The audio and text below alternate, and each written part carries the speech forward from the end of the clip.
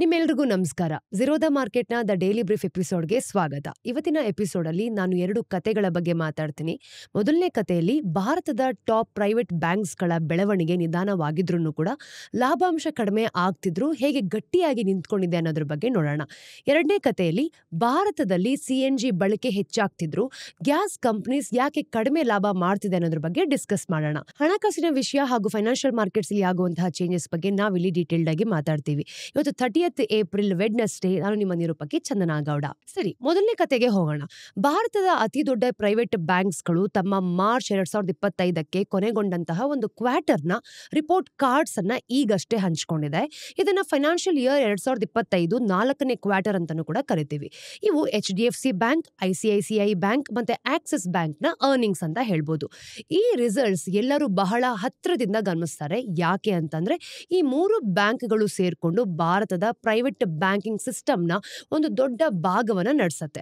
ಅವು ಏನ್ ಹೇಳತ್ತೆ ಮತ್ತೆ ಏನ್ ಮಾಡತ್ತೆ ಅನ್ನೋದು ನಮ್ಮ ಒಂದು ಬ್ರಾಡರ್ ಎಕನಾಮಿ ಹಾಗೆ ಕ್ರೆಡಿಟ್ ಎನ್ವೈರನ್ಮೆಂಟ್ ಯಾವ ರೀತಿ ನಡೀತಿದೆ, ಯಾವ ರೀತಿ ಸಾಕ್ತಿದೆ ಅನ್ನೋದ್ರ ಬಗ್ಗೆ ನಮ್ಗೊಂದು ಒಳ್ಳೆ ಅಂದಾಜನ್ನು ಕೂಡ ಕೊಡತ್ತೆ. ಈ ವರ್ಷದ ನಂಬರ್ಸ್ ಗಳನ್ನ ನೋಡಿದಾಗ ಹೋದ್ ವರ್ಷದ ತರ ಯಾವುದೇ ರೀತಿ ಒಂದು ಭರ್ಜರಿ ಬೆಳವಣಿಗೆನ ಏನು ತೋರಿಸ್ತಿಲ್ಲ. ಆದ್ರೆ ಅವು ಒಂದು ಇಂಟ್ರೆಸ್ಟಿಂಗ್ ಕತೆನ ಹೇಳತ್ತೆ. ಸ್ಥಿರವಾದ ಲಾಭಗಳಾಗಿರ್ಬೋದು, ಕೆಟ್ಟ ಸಾಲಗಳ ಮೇಲೆ ಒಂದು ಒಳ್ಳೆಯ ನಿಯಂತ್ರಣ ಮತ್ತೆ ಬ್ಯಾಂಕ್ಗಳು ಮುಂದೆ ಬರೋದಕ್ಕೆ ತಯಾರು ಆಗುತ್ತಾ, ಸದ್ಯಕ್ಕೆ ಸೇಫ್ ಆಗಿ ಆಟ ಆಡ್ತಿರೋದ್ರ ಬಗ್ಗೆ ಕತೆನ ನಾವಿಲ್ಲಿ ನೋಡ್ಬೋದು. ನೋಡಿ, ಮೇಲಿಂದ ಶುರು ಮಾಡ್ಕೊಂಡ್ ಬರೋಣ. 3 ಬ್ಯಾಂಕ್ಗಳು ಈ ಕ್ವಾರ್ಟರ್ ನಲ್ಲಿ ಲಾಭನ ಮಾಡ್ಕೊಂಡಿದೆ. ನಿಜ ಹೇಳ್ಬೇಕು ಅಂತಂದ್ರೆ ಯಾವುದೋ ದೊಡ್ಡ ಮಟ್ಟದಲ್ಲಿ ದುರ್ಬಲವಾಗಿ ಅಥವಾ ತೊಂದರೆಯಲ್ಲಿ ಇದ್ದ ಹಾಗೆ ಕಾಣಿಸ್ತಿಲ್ಲ. ಆದ್ರೆ ಅವರ ಲಾಭಗಳನ್ನ ಹೋದ ವರ್ಷದ ಇದೇ ಕ್ವಾರ್ಟರ್ಗೆ ಹೋಲಿಸಿದ್ರೆ ಬೆಳವಣಿಗೆಯ ವೇಗ ಖಂಡಿತವಾಗ್ಲೂ ಕೂಡ ನಿಧಾನವಾಗ್ತಾ ಇದೆ. ಈ 3ರಲ್ಲಿ ICICI ಬ್ಯಾಂಕ್ ನ ಒಂದು ಪ್ರದರ್ಶನ ಉತ್ತಮವಾಗಿತ್ತು. ಇನ್ನು ಮಾರ್ಚ್ ಕ್ವಾರ್ಟರ್ ಅವರ ಒಂದು ಲಾಭ ಹೋದ ವರ್ಷಕ್ಕೆ ಹೋಲಿಸಿದ್ರೆ 18% ಹೆಚ್ಚಾಗಿದೆ. ಇನ್ನು HDFC ಬ್ಯಾಂಕ್ ನ ಲಾಭನೂ ಕೂಡ ಹೆಚ್ಚಾಗ್ತಿದೆ, ಆದ್ರೆ ಕೇವಲ 6.7% ಅಷ್ಟೇ. ಇನ್ನು ಆಕ್ಸಿಸ್ ಬ್ಯಾಂಕ್ ಈ ಸಲ ಲಾಭದಲ್ಲಿ ಹೆಚ್ಚು ಕಡಿಮೆ ಯಾವುದೇ ಬೆಳವಣಿಗೆನೂ ಕೂಡ ತೋರಿಸ್ತಾ ಇಲ್ಲ. ಹಾಗಾಗಿ ಇಲ್ಲಿ ಮುಖ್ಯ ವಿಷಯ ತುಂಬಾ ಸಿಂಪಲ್ ಆಗಿದೆ ನೋಡಿ. ಲಾಭಗಳು ಬರುತ್ತಲೇ ಇದೆ ಅಂದ್ರೆ ಆಪರೇಷನ್ಸ್ ಕೂಡ ಸ್ಥಿರವಾಗಿದೆ, ಸ್ಟೇಬಲ್ ಆಗಿದೆ ಅಂತ. ಆದ್ರೆ ಬೆಳವಣಿಗೆ ಕೂಡ ತುಂಬಾ ತಣ್ಣಗಾಗೋಗ್ತಿದೆ. ಇನ್ನು ಆಳವಾಗಿ ನಾವು ನೋಡಿದ್ರೆ ಈ ಸ್ಲೋ ಡೌನ್ ಏನಿದೆ ಗೊತ್ತಾ, ಇದು ಕೇವಲ ಈ ವರ್ಷದಲ್ಲ ಅಂತ ಮಾತ್ರ ಗೊತ್ತಾಗತ್ತೆ. ಇದು ಭಾರತದ ಬ್ಯಾಂಕಿಂಗ್ ಕ್ಷೇತ್ರದಲ್ಲಿ ನಡೀತಿರೋ ಒಂದು ದೊಡ್ಡ ಟ್ರೆಂಡ್ ನ ಭಾಗವಾಗಿದೆ. ಆದ್ರೆ ಲಾಭ ಮತ್ತೆ ಬೆಳವಣಿಗೆ ಕಥೆಯ ಒಂದು ಭಾಗ ಅಷ್ಟೇ ಅಲ್ವಾ. ಬ್ಯಾಂಕಿನ ಲೋನ್ ಬುಕ್ ಅನ್ನ ತಗೊಂಡಾಗ ಹೆಲ್ದಿಯಾಗಿ ನಾವು ಮೆಜರ್ ಮಾಡಿದ್ರು ಕೂಡ ಎಷ್ಟು ಸಾಲಗಳು ಸರಿಯಾದ ಸಮಯಕ್ಕೆ ವಾಪಸ್ ಬರ್ತಿದೆ ಅನ್ನೋದು ಅಷ್ಟೇ ಮುಖ್ಯ. ಇಲ್ಲೇ ನಾವು ಅಸೆಟ್ ಕ್ವಾಲಿಟಿ ಅಂತ ಕರೆಯೋದ್ರ ಬಗ್ಗೆ ಮಾತಾಡೋದು. ಮತ್ತು ಈ ಕ್ವಾರ್ಟರ್ ನಲ್ಲಿ ಆ ಭಾಗ ಸಾಕಷ್ಟು ಸ್ಟ್ರಾಂಗ್ ಆಗಿ ಕಾಣಿಸ್ತಾ ಇದೆ. 3 ಬ್ಯಾಂಕ್ಗಳು ಕಡಿಮೆ ಮಟ್ಟದ ಒಂದು ಕೆಟ್ಟ ಸಾಲಗಳನ್ನ ತೋರಿಸ್ತಿದೆ ನೋಡಿ. ಇವುಗಳನ್ನ ನಾವು ತಾಂತ್ರಿಕವಾಗಿ ಅಂದ್ರೆ ಟೆಕ್ನಿಕಲಿ ಮೆಜರ್ ಮಾಡಿದಾಗ ನಾನ್ ಪರ್ಫಾರ್ಮಿಂಗ್ ಅಸೆಟ್ಸ್ ಅಥವಾ NPAs ಅಂತ ಕರಿತೀವಿ. ಅಂದ್ರೆ 90 ದಿನ ಅಥವಾ ಅದಕ್ಕಿಂತ ಹೆಚ್ಚು ಕಾಲ ರೀಪೇಮೆಂಟ್ ಮಾಡದೇ ಇರುವಂತಹ ಸಾಲಗಳು ಅಂತ ಹೇಳ್ಬೋದು.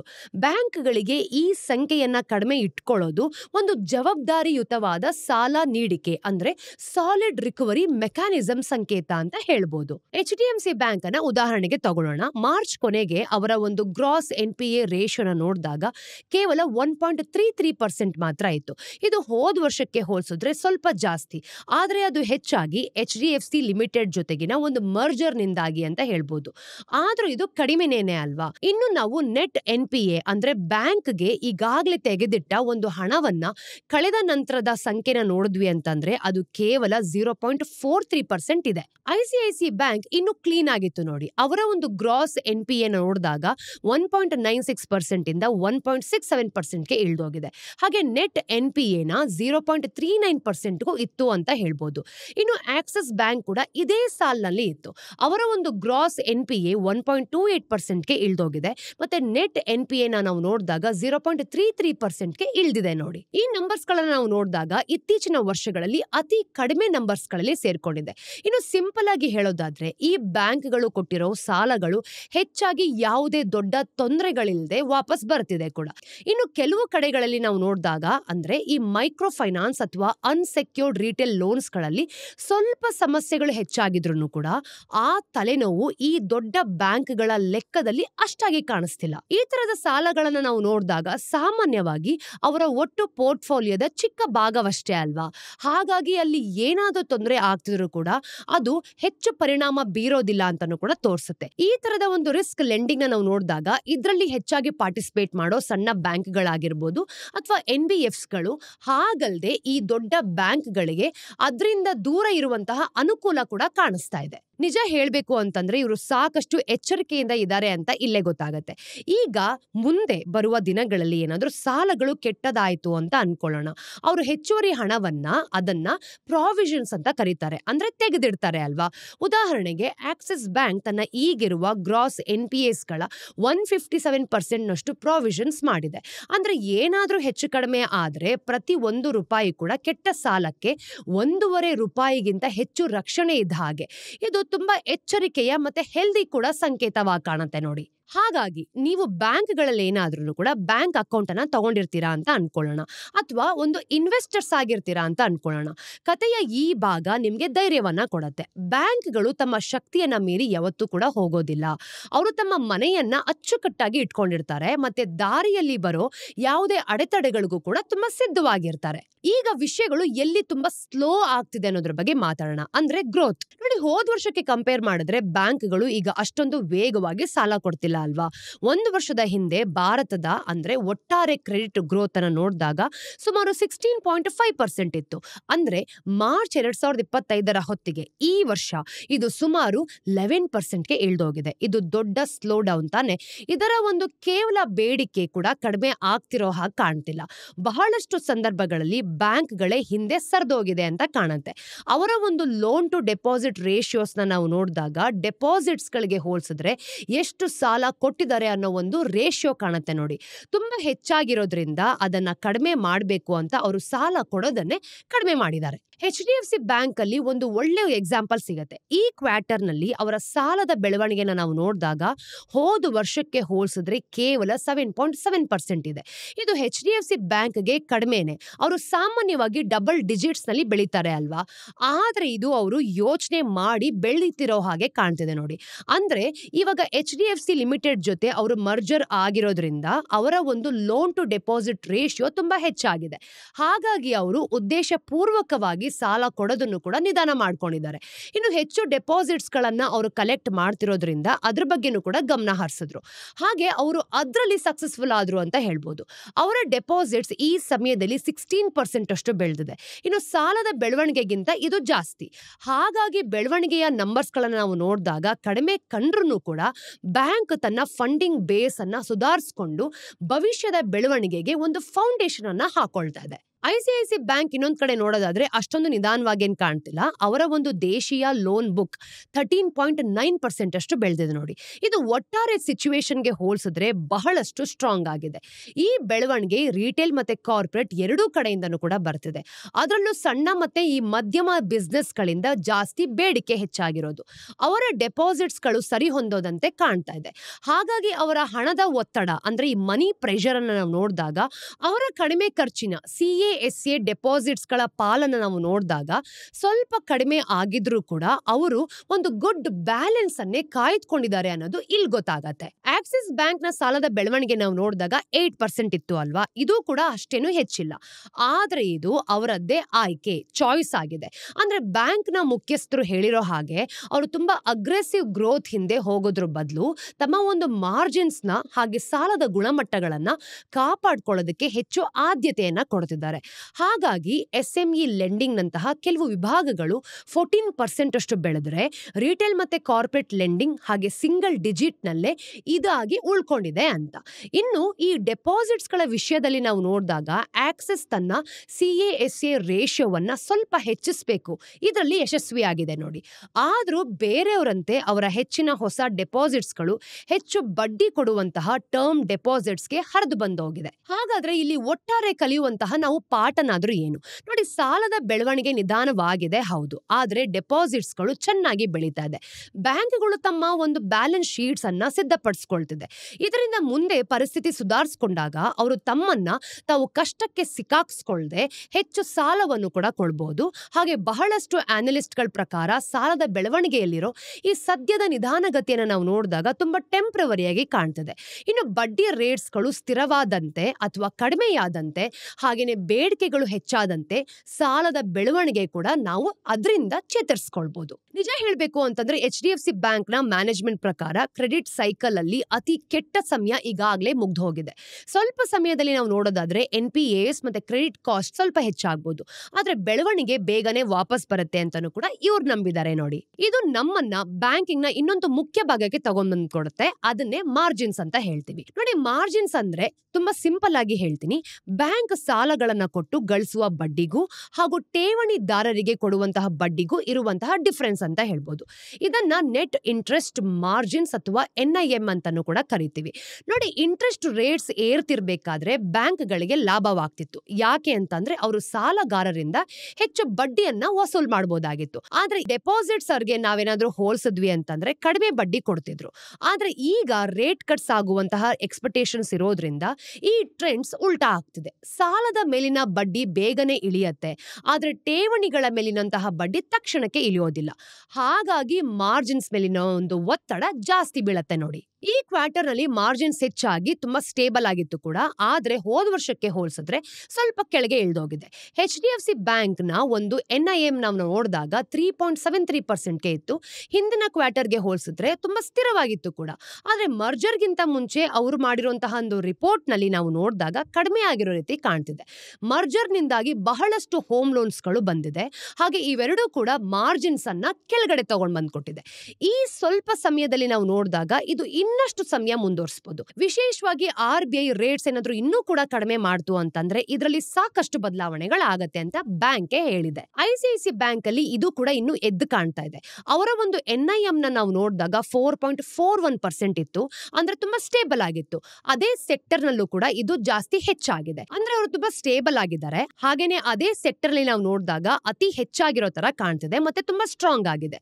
CASA ಬೇಸ್ ಮತ್ತು ಸಾಲಗಳ ಒಂದು ಸ್ಮಾರ್ಟ್ ಬೆಲೆ ನಾವು ನೋಡಿದಾಗ ಇದರ ಒಂದು ನಿಗದಿ ಇದಕ್ಕೆ ಒಂದು ಕಾರಣ ಅಂತ ಹೇಳ್ಬೋದು. ಮಾರ್ಜಿನ್ಸ್ ಹೋದ ವರ್ಷಕ್ಕೆ ನಾವು ನೋಡಿದ್ವಿ ಅಂತಂದ್ರೆ 4.5% ತಲುಪಿದ ನಂತರ ಈಗ ಲೋ ಆಗಿದೆ, ಅಂದ್ರೆ -4% ರೇಂಜ್ ಅಲ್ಲಿ ಸ್ಥಿರವಾಗಿ ನಿಂತ್ಕೊಂಡಿದೆ. ಇದು ಮುಂದೆನೂ ಕೂಡ ಅಲ್ಲೇ ಇರಬಹುದು ಅಂತ ಮ್ಯಾನೇಜ್ಮೆಂಟ್ ಹೇಳ್ತಾ ಇದೆ ನೋಡಿ. ಆಕ್ಸಿಸ್ ಬ್ಯಾಂಕ್ ನ NIM ನೋಡಿದಾಗ 3.9% ಇತ್ತು, ಇದು ಹೋದ ವರ್ಷಕ್ಕಿಂತ ಸ್ವಲ್ಪ ಕಡಿಮೆ, ಆದ್ರೆ ಹಿಂದಿನ ಕ್ವಾರ್ಟರ್ ಗಿಂತ ಸ್ವಲ್ಪ ಹೆಚ್ಚು ಅಂತ ಹೇಳ್ಬೋದು. ಅಂದ್ರೆ ಅದು ತುಂಬಾ ಸ್ಥಿರವಾಗಿದೆ ಅಂತ ಕಾಣಿಸ್ತಿದೆ ನೋಡಿ. CASA ರೇಷಿಯೋ ಸುಧಾರಿಸಿರೋದ್ರಿಂದ ಮತ್ತೆ ಸ್ವಲ್ಪ ಹೆಚ್ಚುವರಿ ಲಿಕ್ವಿಡಿಟಿ ಇರೋದ್ರಿಂದ ಅವ್ರಿಗೆ ಸ್ವಲ್ಪ ಸಹಾಯ ಇದರಿಂದ ಸಿಗ್ಬೋದು. ಆದ್ರೆ ಎಲ್ಲರಂತೆ ಅವರು ಒಂದು ಡೆಪಾಸಿಟ್ಸ್ ಖರ್ಚಿನ ಬಗ್ಗೆ ಎಚ್ಚರಿಕೆಯಿಂದ ಖಂಡಿತವಾಗ್ಲೂ ಇರಬೇಕಾಗತ್ತೆ. ಒಟ್ಟಾರೆಯಾಗಿ ಒಂದು ಚಾಲೆಂಜ್ ಅಂತೂ ಸ್ಪಷ್ಟವಾಗಿದೆ, ಅಂದ್ರೆ ಠೇವಣಿದಾರರು ಈಗ ಹೆಚ್ಚು ಬಡ್ಡಿ ಕೇಳ್ತಿದ್ದಾರೆ. ಹಾಗಾಗಿ ಬ್ಯಾಂಕ್ಗಳು ಒಂದು ಹೆಚ್ಚು ಬಡ್ಡಿಯನ್ನ ಕೊಟ್ಟು ಹಣನ ಉಳಿಸ್ಕೊಳ್ಬೇಕು ಅಂತ. ಇಲ್ಲ ಅಂತ ಅಂದ್ರೆ ಈ ಒಂದು ಡೆಪಾಸಿಟ್ಸ್ ಗಳನ್ನ ಕಳೆದುಕೊಳ್ಳುವಂತಹ ರಿಸ್ಕ್ ಅನ್ನ ಅವರು ಎದುರಿಸಬೇಕಾಗತ್ತೆ. ಇದರಿಂದ ಮಾರ್ಜಿನ್ಸ್ ಅನ್ನ ಕಾಪಾಡಿಸ್ಕೊಳ್ಳೋದು ಕಷ್ಟ ಆಗತ್ತೆ ಕೂಡ. RBI ರೇಟ್ಸ್ ಅನ್ನ ಕಡಿಮೆ ಮಾಡಿದ್ರೆ ಬ್ಯಾಂಕ್ಗಳ ಗಳಿಕೆ ಮೇಲೂ ಕೂಡ ಇನ್ನೂ ಹೆಚ್ಚಾಗಿ ಪ್ರೆಷರ್ ಬೀಳ್ಬೋದು. ಇನ್ನು ಕನಿಷ್ಠ ಸ್ವಲ್ಪ ಸಮಯ ಸಿಕ್ಕಿದ್ರೂ ಕೂಡ ಆನಲಿಸ್ಟ್ ಗಳ ಪ್ರಕಾರ FY26 ಮೊದಲಾರ್ಧದಲ್ಲಿ ಮಾರ್ಜಿನ್ಸ್ ತುಂಬಾ ಒತ್ತಡದಲ್ಲಿರುತ್ತೆ. ಇದ್ರ ಹೊರತಾಗೂ ನಾವು ನೋಡಿದ್ರು ಕೂಡ ಈ ಮೂರು ಬ್ಯಾಂಕ್ಗಳು ಒಟ್ಟಾರೆ ಲಾಭದಲ್ಲೇ ಕೂಡ ತುಂಬಾ ಸ್ಟ್ರಾಂಗ್ ಆಗಿದೆ ಅಂತ ಕಾಣಿಸ್ತಿದೆ.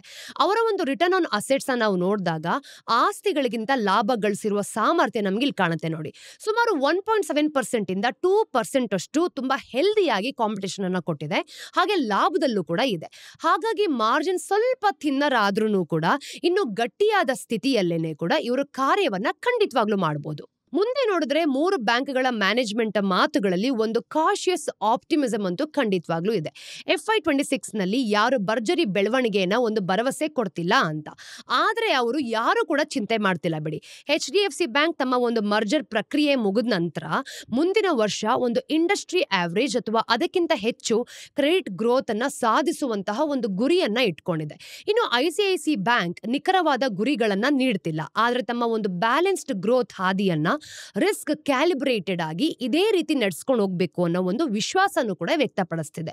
ಇನ್ನು ಆಕ್ಸಿಸ್ ಬ್ಯಾಂಕ್ ನ CEO ಹೇಳಿರೋದೇನು ಅಂತಂದ್ರೆ ಈ ವರ್ಷ ಎಷ್ಟು ಲಾಭ ಬರುತ್ತೋ ಅದನ್ನು ನಾವು ಸ್ಟೇಬಲ್ ಆಗಿ ಇಟ್ಕೊಳ್ತೀವಿ ಅನ್ನೋ ಒಂದು ಆದ್ಯತೆನೂ ಕೂಡ ಕೊಡ್ತಿದ್ದಾರೆ. ಆದ್ರೆ ಸಿಚುವೇಶನ್ ಸುಧಾರಿಸಿದಂತೆ ವೇಗವಾಗಿ ಬೆಳಿಬಹುದು ಅನ್ನೋದು ಕೂಡ ಇಲ್ಲಿ ಕಾಣತ್ತೆ ನೋಡಿ. ಈಗ ಮುಂದಿನ ಸ್ಟೋರಿಯಲ್ಲಿ ಇತ್ತೀಚೆಗೆ ಭಾರತದ ಗ್ಯಾಸ್ ಡಿಸ್ಟ್ರಿಬ್ಯೂಷನ್ ಕಂಪನೀಸ್ಗಳ ಅರ್ನಿಂಗ್ಸ್ ರಿಸಲ್ಟ್ಸ್ ಅನ್ನ ನೋಡಿದ್ರೆ ನಮಗೊಂದು ವಿಚಿತ್ರವಾದ ವಿಷಯ ಸಿಗುತ್ತೆ. ಅದ್ರ ಬಗ್ಗೆ ಡಿಸ್ಕಸ್ ಮಾಡೋಣ. ನೋಡಿ, ಅವುಗಳ ರೆವಿನ್ಯೂಸ್ ಹೆಚ್ಚಾಗ್ತಿದೆ. ಇದು ಸಾಮಾನ್ಯವಾಗಿ ಬೆಳವಣಿಗೆಯ ಸಂಕೇತ ಅಲ್ವಾ? ಆದ್ರೆ ಅವುಗಳ ಲಾಭ ಅದು ಕಡಿಮೆ ಆಗ್ತಿದೆ. ಇದು ಒಂದು ಸರ್ಪ್ರೈಸಿಂಗ್ ಹಾಗೆ ತುಂಬಾ ಚಿಂತಾಜನಕವಾದ ಟ್ರೆಂಡ್ ಅಂತ ಹೇಳ್ಬೋದು.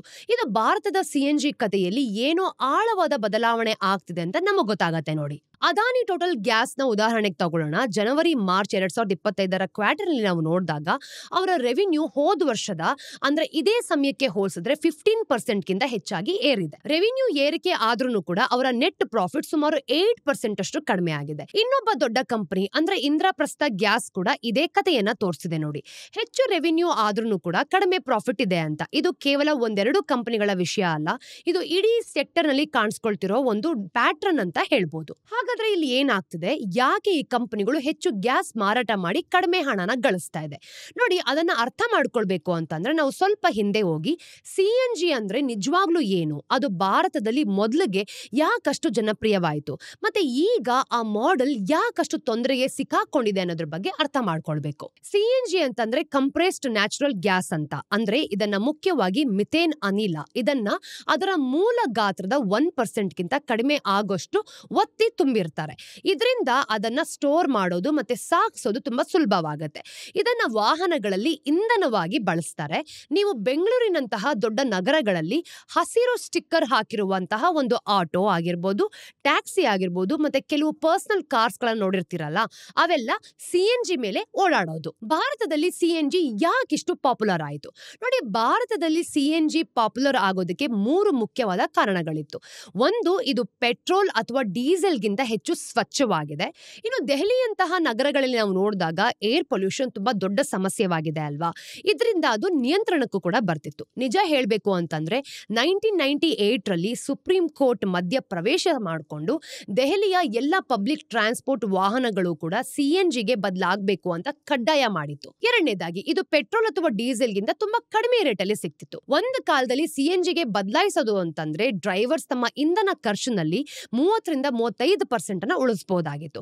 ಈಗ 2025 ಕೂಡ ಸೇಮ್ ಇದೇ ಆಗತ್ತೆ. ಅಂದ್ರೆ ಏಪ್ರಿಲ್ 29, 2025 ನಾವು ನೋಡಿದಾಗ ಬೆಲೆ ಸ್ವಲ್ಪ ಹೆಚ್ಚಾಗಿದ್ರು ಕೂಡ CNG ವಾಹನ ಓಡಿಸೋದು ಪೆಟ್ರೋಲ್ ಗಿಂತ ಸುಮಾರು 25-30% ಕಮ್ಮಿ ಆಗಿದೆ. ಹಾಗೇನೆ ಮೂರನೇದು, ಸರ್ಕಾರ ಇದನ್ನ ತುಂಬಾ ಸಪೋರ್ಟ್ ಮಾಡ್ತಿದೆ. ಅವರು ಕೋರ್ಟ್ ಆರ್ಡರ್ಸ್ ನ ಪಾಲಿಸಿದ್ದು ಮಾತ್ರ ಅಲ್ಲ, ತಾವೇ ಮುಂದೆ ನಿಂತ್ಕೊಂಡು CNG ಸ್ಟೇಷನ್ಸ್ ಅನ್ನ ಕಟ್ಟೋದಕ್ಕೂ ಸಹ ಇನ್ವೆಸ್ಟ್ ಮಾಡಿದ್ರು.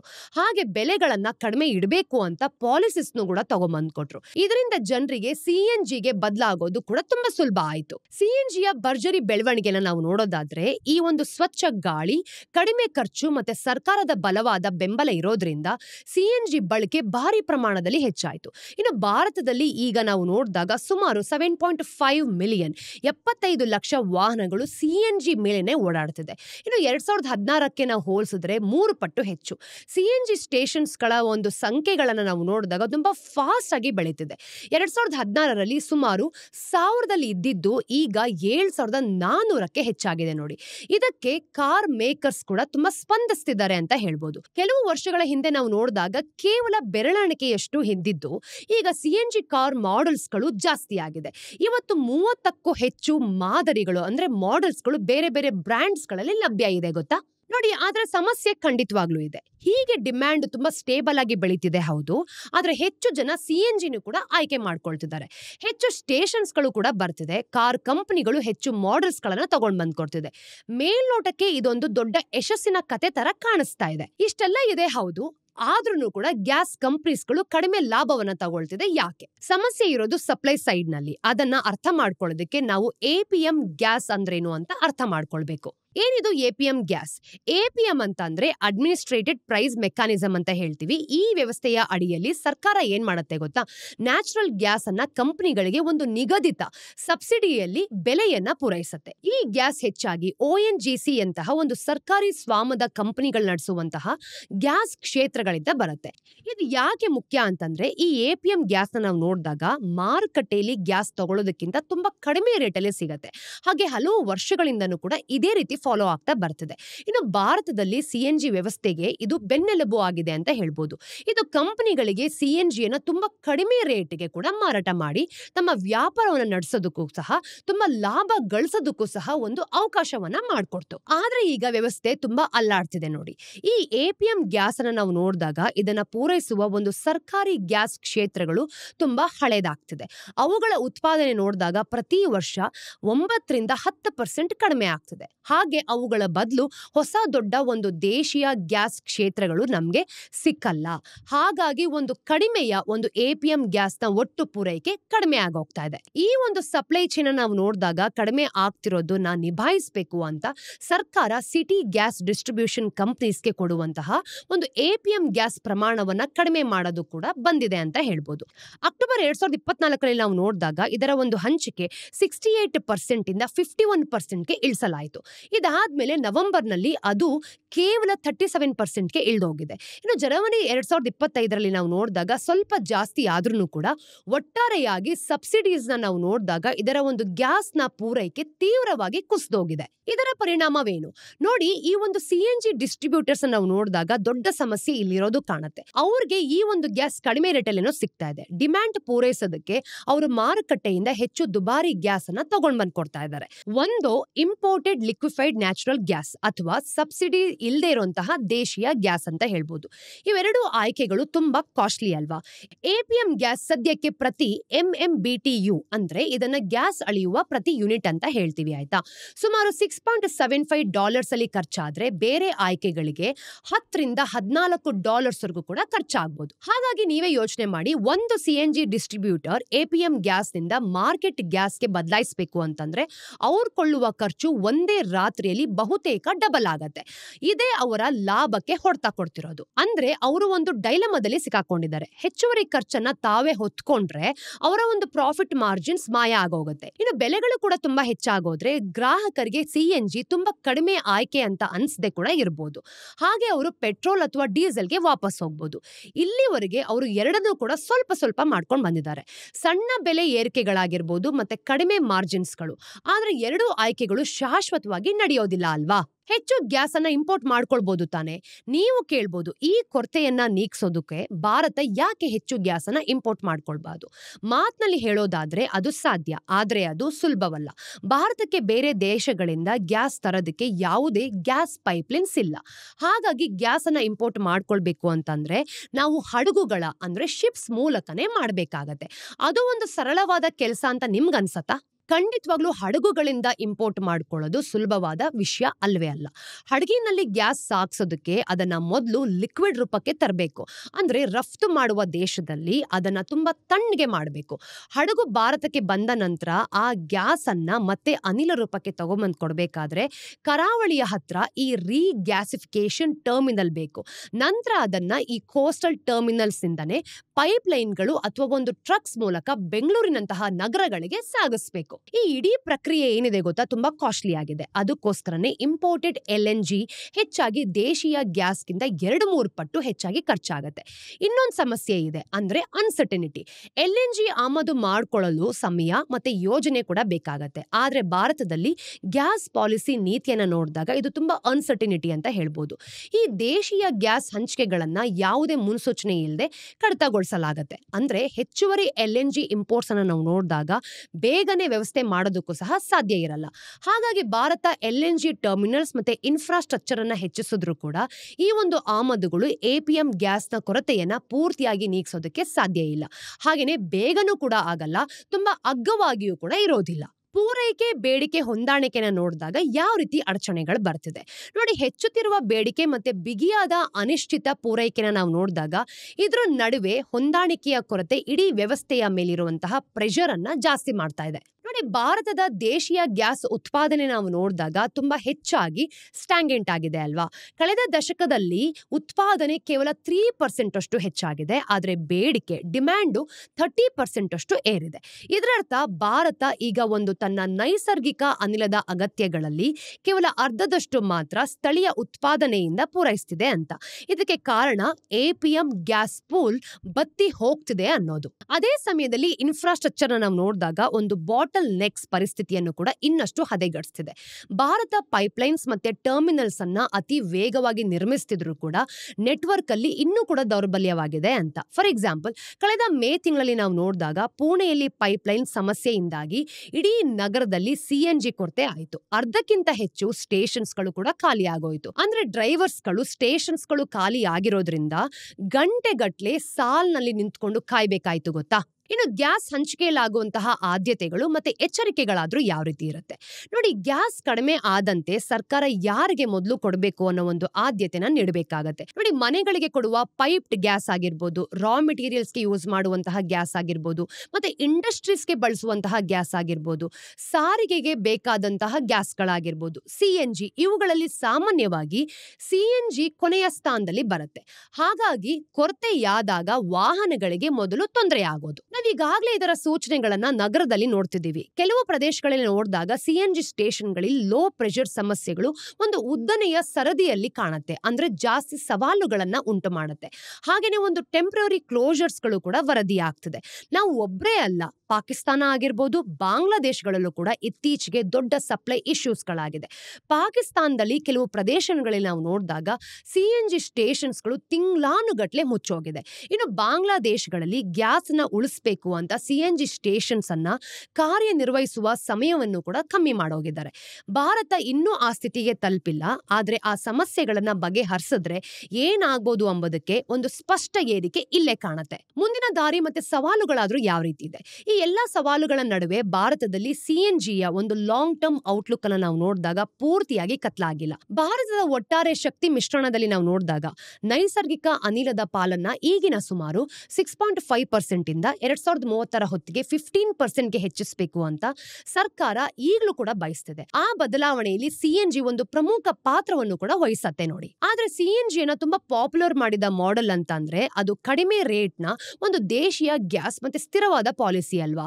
ಇದು ಅಷ್ಟೊಂದು ಬಲವಾಗಿಲ್ಲ. ಸಪ್ಲೈ ಸೈಡ್ ಸರಿ ಹೋಗದೆ ಇದ್ರೆ ಹಾಗೆ ಬೆಲೆಗಳು ಏರುತ್ತಾನೆ ಇರುತ್ತೆ ಕೂಡ. CNG ಅತಿ ದೊಡ್ಡ ಅನುಕೂಲಗಳಲ್ಲಿ ಒಂದಾದ ಒಂದು ಅಫೋರ್ಡಬಿಲಿಟಿ ಏನಿದೆ ಅಂತ ನಾವು ಅನ್ಕೊಂಡಿದೀವಿ, ಅದು ದುರ್ಬಲಗೊಳಿಸಬಹುದು. ನಾವೀಗ ನೋಡ್ತಿರೋದು ಬೇಡಿಕೆ ಪೂರೈಕೆಗಿಂತ ವೇಗವಾಗಿ ಬೆಳೆದಾಗ ಏನಾಗುತ್ತೆ ಅನ್ನೋದಕ್ಕೆ ಒಂದು ಸ್ಪಷ್ಟ ಉದಾಹರಣೆ.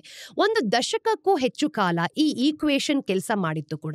ಜನರಿಗೆ ಹೆಚ್ಚು CNG ಬೇಕಾಗಿತ್ತು. ಹಾಗೆ ಇಲ್ಲಿರುವಂತಹ ವ್ಯವಸ್ಥೆ ಕೂಡ ಜಾಸ್ತಿ ಅದನ್ನ ತುಂಬಾ ಸ್ಟ್ರಾಂಗ್ ಮಾಡಿತ್ತು. ಆದ್ರೆ ಈಗ ಆ ಬ್ಯಾಲೆನ್ಸ್ ಒತ್ತಡಕ್ಕೆ ಒಳಗಾಗ್ತಿದೆ. ಹಾಗೆ ಭಾರತ ಗ್ಯಾಸ್ ಉತ್ಪಾದನೆಯನ್ನ ಹೆಚ್ಚಿಸಬೇಕು ಮತ್ತೆ ಆಮದುಗಳನ್ನ ತುಂಬಾ ಸ್ಥಿರವಾಗಿ ಮಾಡಬೇಕು ಅಂತ ಒಂದು ಹೊಸ ದಾರಿಯನ್ನು ಕೂಡ ಕಂಡುಕೊಳ್ತಿದೆ. ಇದು ಏನಾಗುತ್ತೆ ಅನ್ನೋದನ್ನ ನಾವು ಮುಂದಿನ ದಿನಗಳಲ್ಲಿ ಕಾದು ನೋಡ್ಬೇಕಾಗತ್ತೆ ನೋಡಿ. ಸ್ನೇಹಿತರೆ, ಇವತ್ತಿನ ಟಿಡ್ಬಿಟ್ಸ್ ಏನು ಅಂತ ನೋಡ್ಕೊಂಬರೋಣ. ನಂಬರ್ 1, ಮಾರ್ಚ್ 2025ರಲ್ಲಿ ಭಾರತದ ಇಂಡೆಕ್ಸ್ ಆಫ್ ಇಂಡಸ್ಟ್ರಿಯಲ್ ಪ್ರೊಡಕ್ಷನ್ ನೋಡಿದಾಗ 3%ಗೆ ಏರಿಕೆಯಾಗಿದೆ. ಅಂದ್ರೆ ಫೆಬ್ರವರಿಲಿ ಇದು 2.72% ಅಷ್ಟು ಇತ್ತು. ಹಾಗಾಗಿ ಇದು ಒಂದು ಸಣ್ಣ ಚೇತರಿಕೆ ಅಂತ ಹೇಳ್ಬೋದು. ಆದ್ರೆ ಇಡೀ ಹಣಕಾಸು ವರ್ಷದಲ್ಲಿ ನಾವು ನೋಡಿದಾಗ ಇಂಡಸ್ಟ್ರಿಯಲ್ ಗ್ರೋತ್ ಕೇವಲ 4% ಆಗಿದೆ. ಇದು ಕಳೆದ 4 ವರ್ಷಗಳಲ್ಲಿ ಅತಿ ಕಡಿಮೆ. ಹಾಗೂ ಹಿಂದಿನ ವರ್ಷದ FY24 ನಾವು ನೋಡಿದಾಗ 5.9% ಬೆಳವಣಿಗೆಗಿಂತ ಸ್ವಲ್ಪ ಕಮ್ಮಿ ಆಗಿದೆ. ಅಂದ್ರೆ ಸೆಗ್ಮೆಂಟ್ಸ್ ಅನ್ನು ನಾವು ನೋಡಿದಾಗ ಕನ್ಸ್ಯೂಮರ್ ನಾನ್ ಡ್ಯೂರಬಲ್ಸ್ ಉತ್ಪಾದನೆ ವರ್ಷಕ್ಕೆ 1.6% ಕುಸಿದಿದೆ ಅಂತ. ಇನ್ನು ಮಾರ್ಚ್ ನಲ್ಲಿ ಈ ಕುಸಿತ 4.7% ಅಲ್ಲಿ ತಲುಪಿದೆ. ಇದು ಸತತ 4ನೇ ತಿಂಗಳ ಕುಸಿತ. ಆದ್ರೆ ಕನ್ಸ್ಯೂಮರ್ ಡ್ಯೂರಬಲ್ಸ್ ವಾರ್ಷಿಕವಾಗಿ ನಾವು ನೋಡಿದಾಗ 7.9% ಇದೆ. ಹಾಗೆ ಮಾರ್ಚ್ ನಲ್ಲಿ 6.6% ಬೆಳೆದಿದೆ. ಇನ್ನು ಇನ್ಫ್ರಾಸ್ಟ್ರಕ್ಚರ್ ಗೂಡ್ಸ್ ಅನ್ನು ನಾವು ನೋಡಿದಾಗ 6.6% ಇದೆ. ಕ್ಯಾಪಿಟಲ್ ಗೂಡ್ಸ್ 5.5% ಅಷ್ಟು ಬೆಳೆದಿದೆ. ಅಂದ್ರೆ ಮಾರ್ಚ್ ತಿಂಗಳ ಒಟ್ಟಾರೆ ಉತ್ಪಾದನೆ ನಾವು ನೋಡ್ತಿದೀವಿ ಅಂತಂದ್ರೆ ಎಲೆಕ್ಟ್ರಿಸಿಟಿ ಪ್ಲಸ್ 6.3% ಅಷ್ಟು ಬೆಳೆದಿದೆ. ಇನ್ನು ಮ್ಯಾನುಫ್ಯಾಕ್ಚರಿಂಗ್ ಪ್ಲಸ್ 3% ಆಗಿದೆ. ಇನ್ನು ಈ ಸೆಕ್ಟರ್ಗಳ ಕೊಡುಗೆ ಮತ್ತೆ ಅದರ ಒಂದು ಮೈನಿಂಗ್ ಬೆಳವಣಿಗೆ 0.4% ನಷ್ಟು ಕಡಿಮೆ ಇತ್ತು. Number 2, Adani green energy limited company FY25ನ ಫೈನಾನ್ಷಿಯಲ್ ಇಯರ್ ಅಲ್ಲಿ ನಾವು ನೋಡಿದಾಗ ಅದರ ರಿಸಲ್ಟ್ಸ್ ಅನ್ನ ಪ್ರಕಟಣೆ ಮಾಡಿದೆ. ಕಂಪನಿಯ ನೆಟ್ ಪ್ರಾಫಿಟ್ ಹೋದ ವರ್ಷಕ್ಕೆ ಕಂಪೇರ್ ಮಾಡಿದ್ರೆ 59% ಅಷ್ಟು ಹೆಚ್ಚಾಗಿ 2001 crores ಅಷ್ಟು ತಲುಪಿದೆ. ಈ ದೊಡ್ಡ ಏರಿಕೆಗೆ ಮುಖ್ಯ ಕಾರಣ ಗುಜರಾತ್, ರಾಜಸ್ಥಾನ ಮತ್ತೆ ಆಂಧ್ರ ಪ್ರದೇಶಗಳಲ್ಲಿ ಹೊಸದಾಗಿ ಸೇರಿಸಿದಂತಹ 3.3 ಗಿಗಾವಾಟ್ ಗ್ರೀನ್ ಫೀಲ್ಡ್ ಕೆಪಾಸಿಟಿಯ ಕಂಪನಿಯ ಟೋಟಲ್ ಇನ್ಕಮ್ 18% ಹೆಚ್ಚಾಗಿ 12,422 crores ಆಗಿದೆ. ರೆವಿನ್ಯೂಸ್ ಫ್ರಮ್ ಪವರ್ ಸಪ್ಲೈ ನಾವು ನೋಡಿದಾಗ 23% ಏರಿದೆ. ಹಾಗೆ 9,495 ಕ್ರೋರ್ಸ್ ಅಲ್ಲಿ ತಲುಪಿದೆ ನೋಡಿ. ಆಪರೇಷನಲ್ ಕೆಪಾಸಿಟಿ ಕೂಡ 30% ಹೆಚ್ಚಾಗಿ 14.2 ಗಿಗಾವಾಟ್ ಆಗ್ತಿದೆ. ಇನ್ನು 1 ಗಿಗಾವಾಟ್ ಪೂರ್ಣಗೊಳ್ಳುವ ಹಂತದಲ್ಲಿದೆ ಅಂತ ಇಲ್ಲಿ ಗೊತ್ತಾಗುತ್ತೆ. ಇನ್ನು ವರ್ಷದಲ್ಲಿ ಎನರ್ಜಿ ಸೇಲ್ಸ್ ಅನ್ನು ನಾವು ನೋಡಿದಾಗ 28% ಹೆಚ್ಚಾಗಿದೆ. ಇನ್ನು ಗುಜರಾತ್ನ ಖಾವ್ಡಾ ಪ್ರಾಜೆಕ್ಟ್ ನಲ್ಲಿ ಕೇವಲ 2 ವರ್ಷಗಳಲ್ಲಿ 4.1 ಗಿಗಾವಾಟ್ ಸೌರ ಆಗಿರ್ಬೋದು ಮತ್ತೆ ಪವನ ಶಕ್ತಿ ಸಾಮರ್ಥ್ಯಗಳನ್ನು ಕೂಡ ಕಾರ್ಯ ಮಾಡಿಕೊಂಡಿದ್ದಾರೆ. ಹಾಗೆ ಕಂಪನಿಯು ತನ್ನ ಒಂದು ಕಾರ್ಯಾಚರಣೆಗಳಲ್ಲಿ ವಾಟರ್ ಪಾಸಿಟಿವಿಟಿ ಗುರಿಯನ್ನ FY26 ಗಿಂತನೂ ಕೂಡ ಮುಂಚೆನೆ ಸಾಧಿಸಿಕೊಂಡಿದೆ. ಕೊನೆಯ ಟಿಡ್ಬಿಟ್, ಆಪಲ್ ಇಂಕ್ ಕಂಪನಿ ಭಾರತದಲ್ಲಿ ತನ್ನ ಒಂದು ಐಫೋನ್ ಉತ್ಪಾದನೆಯನ್ನು ಹೆಚ್ಚಿಸಬೇಕು ಅಂತ ಯೋಜನೆಗಳ ಒಂದು ಚಾಲೆಂಜಸ್ ಅನ್ನ ಎದುರಿಸ್ತಿದೆ. ಚೈನಾದಿಂದ ಇಂಪೋರ್ಟ್ ಮಾಡ್ಕೊಳ್ಬೇಕಾದ ಒಂದು ಕ್ರೂಷಿಯಲ್ ಮೆಷಿನರಿ ಆಮದಿನಲ್ಲಿ ನಾವು ನೋಡಿದಾಗ ಡಿಲೇಸ್ ಇನ್ ಇಂಪೋರ್ಟಿಂಗ್ ಅಂತ ಗೊತ್ತಾಗ್ತಿದೆ. ಅಂದ್ರೆ ಐಫೋನ್ 17 ನ ಬಿಡುಗಡೆ ಮತ್ತು ಕಂಪನಿಯ ದೊಡ್ಡ ಉತ್ಪಾದನಾ ಗುರಿಗಳ ಮೇಲೆ ನಾವು ನೋಡಿದಾಗ ಇದರ ಮೇಲೆ ಪರಿಣಾಮ ಬೀರಬಹುದು. FY25 ನಲ್ಲಿ ಆಪಲ್ ಭಾರತದಿಂದ 1.5 ಲ್ಯಾಕ್ಸ್ ಕ್ರೋರ್ ಮೌಲ್ಯದ ಐಫೋನ್ ಅನ್ನ ಎಕ್ಸ್ಪೋರ್ಟ್ ಮಾಡ್ತಿತ್ತು. ಇದರಲ್ಲಿ ಸುಮಾರು 20% ಅಮೆರಿಕಕ್ಕೆ ಹೋಗ್ತಿತ್ತು. FY26 ಒಳಗೆ ನಾವು ನೋಡಿದಾಗ ಇದರ ಒಂದು ಉತ್ಪಾದನೆ ಸಾಮರ್ಥ್ಯನೇ ಕಮ್ಮಿ ಆಗೋಗಿದೆ. ಅಂದ್ರೆ $26 to $27 ಬಿಲಿಯನ್ಗೆ ಹೆಚ್ಚಿದೆ ಅಂತ. ಅಮೆರಿಕದ $40 ಬಿಲಿಯನ್ ಬೇಡಿಕೆಯನ್ನ ನೇರವಾಗಿ ಭಾರತದಿಂದನೇ ಪೂರೈಸುವಂತಹ ಗುರಿ ಕಂಪನಿ ಹೊಂದ್ಕೊಂಡಿದೆ. ಇನ್ನು FY26 ಒಳಗೆ ಆಪಲ್ ನ ಒಂದು ಜಾಗತಿಕ ಐಫೋನ್ ಉತ್ಪಾದನೆಯಲ್ಲಿ ನಾವು ನೋಡಿದಾಗ ಭಾರತದ ಪಾಲು 25% ಆಗುವಂತಹ ಒಂದು ಎಕ್ಸ್ಪೆಕ್ಟೇಷನ್ಸ್ ಕೂಡ ಇಟ್ಕೊಂಡಿದ್ದಾರೆ. ಟಾಟಾ ಎಲೆಕ್ಟ್ರಾನಿಕ್ಸ್ ಮತ್ತೆ ಫಾಕ್ಸ್ಕಾನ್ ನಂತಹ ಒಂದು ವೆಂಡರ್ಸ್ ಈ ಒಂದು ಬದಲಾವಣೆಗೆ ಸಹಾಯ ಮಾಡಬೇಕು ಅಂತ ಹೊಸ ಸಾಮರ್ಥ್ಯವನ್ನು ಕೂಡ ನಿರ್ಮಿಸುತ್ತಿದ್ದಾರೆ. ಇನ್ನು ಭಾರತೀಯ ಇಂಜಿನಿಯರಿಂಗ್ ಸಂಸ್ಥೆಗಳು ಈ ಮುಖ್ಯ ಯಂತ್ರೋಪಕರಣ ಉತ್ಪಾದನೆಯನ್ನ ಲೋಕಲೈಸ್ ಮಾಡಬೇಕು ಅಂತಾನೂ ಕೂಡ ಪ್ರಯತ್ನ ಪಡ್ತಿದ್ದಾರೆ. ಆದ್ರೆ ಇಂಪೋರ್ಟ್ ನಲ್ಲಿ ತುಂಬಾ ಡಿಲೇ ಆಗ್ತಿರೋದ್ರಿಂದ ಈ ಯೋಜನೆಗೆ ತೊಂದರೆ ಆಗ್ಬಹುದು.